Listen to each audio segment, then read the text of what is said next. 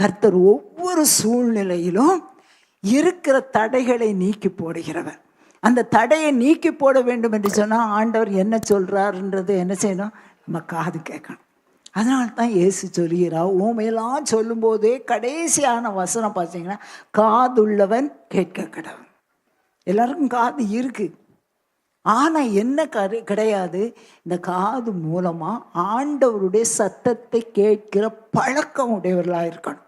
அதே போல வெளிப்படுத்தின விசேஷம் 2-3 அதிகாரத்துல சபையை பற்றி ஆண்டவர் சொல்லும்போது பரிசுத்த ஆவியானவர் சொல்ற வார்த்தை, ஆவியானவர் சொல்லுகிறதை காதுள்ளவன் கேட்க கடவன். கொஞ்சம் நல்ல ஆண்டவர் சமூகத்தண்டையில ஜபம் என்று சொன்னா கர்த்தருடைய பிரசன்னத்தை உணர்றது. ஜபம் என்று சொன்னா அவரோடு கூட இருக்கிற ஐக்கியம்.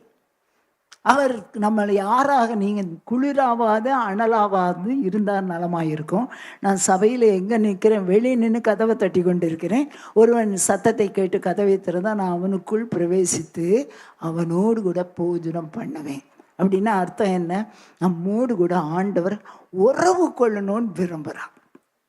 சரியா? நீங்கள் யோசிக்காதீங்க, ஏதோ பெரிய ஊழியத்தை தான் ஆண்டவர் பேசுவார்ல. சாதாரண சாமுவேலோடும் ஆண்டவர் பேசுவார். ஹல்லேலூயா! எல்லாரோடும் ஆண்டவர் பேசுவார். நம்முடைய வாழ்க்கையில் நீங்கள் அதை கற்றுக்கொள்ளலாம்.